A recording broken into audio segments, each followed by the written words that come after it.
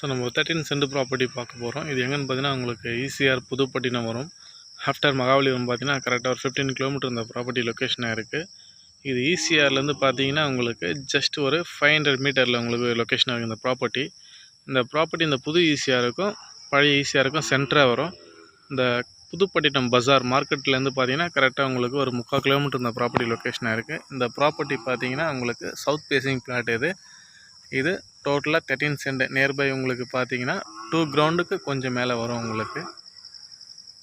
இதில் பார்த்தீங்கன்னா ஒரு 16 தென்னை மரம் இருக்குது. உங்களுக்கு நல்ல ஒரு ஈல்டு தரக்கூடிய தென்னை மரம் இருக்குது.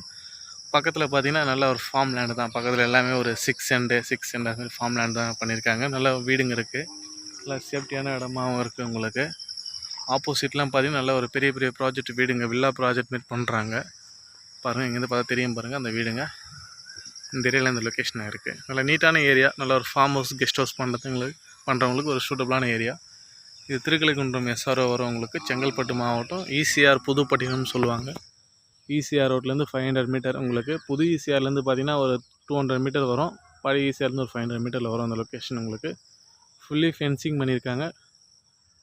சவுத் ஃபேஸ் பிளாட் இது பார்த்தீங்கன்னா உங்களுக்கு ஒரு 16 தென்னை மரம் இருக்குது. நல்ல ஒரு சர்வீஸ் எடுத்து ஒரு ஃபார்ம் ஹவுஸ் பண்ணுறவங்களுக்கு நல்ல ஒரு சூட்டபுளான ஏரியா. ஆப்போசிட்டில் நல்ல வீடு இருக்குது, சேஃப்டியாகவும் இருக்குது உங்களுக்கு.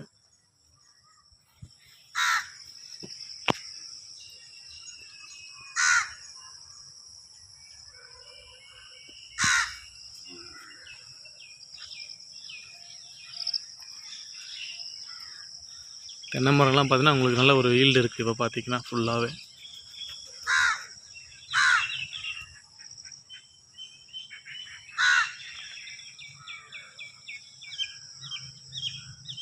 இந்த பக்கத்து பிளாட் மாதிரி நம்ம ஒரு ஃபென்சிங் பண்ணி கேட் வச்சு ஒரு நீட்டாக டெவலப் பண்ணால் நல்ல ஒரு ஃபார்ம் ஹவுஸ் பண்ணலாம் அதில்.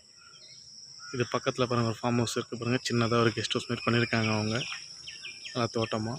இதே போல் நம்ம இடமா உருவாக்கலாம்.